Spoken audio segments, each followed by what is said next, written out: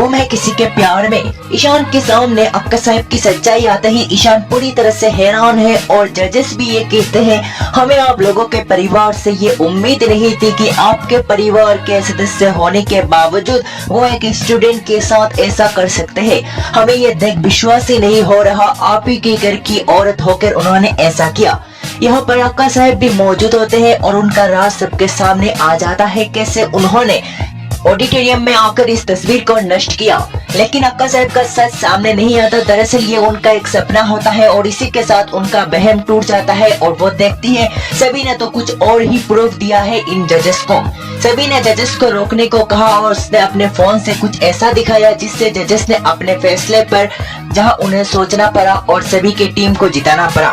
दरअसल सभी ने फोटोज बनाने के तुरंत बाद एक वीडियो और एक फोटो ले ली थी जो कि ईशा मैम को दिखानी थी। उन्होंने कैसे एक आर्ट बनाई है जिसमें एक माँ और उसकी ममता को दिखाया जाता है।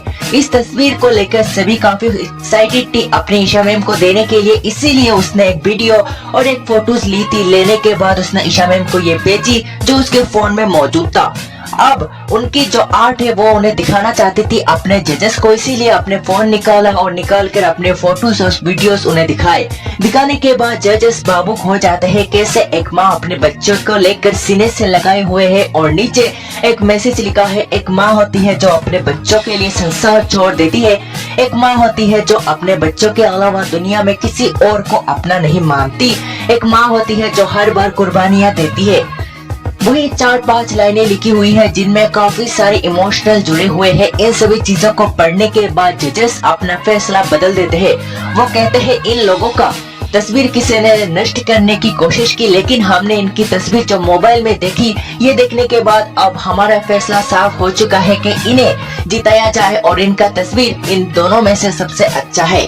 और इसी के साथ ध्रुवा और अक्का साहब का मुंह बंद हो जाता है क्योंकि उनकी नाकाम कोशिश रही सभी को हराने की और इसी के साथ सभी जीत जाती है ये कंपटीशन भी।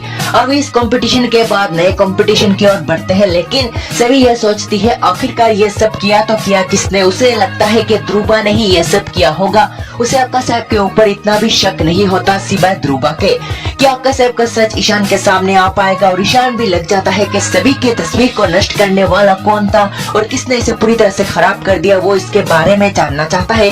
और इसीलिए अब वो मिलेगा शुक्ला जी से कि इस चाबी को उसके हाथों से किसने लिया। क्या शुक्ला जी बताएंगे सुरेखा का नाम और सुरेखा का नाम सामने आएगा या फिर नहीं कुछ और होता है, देखना होगा। दिलचस्प आज की रिपोर्ट में इतना ही। शो को लेकर फिलहाल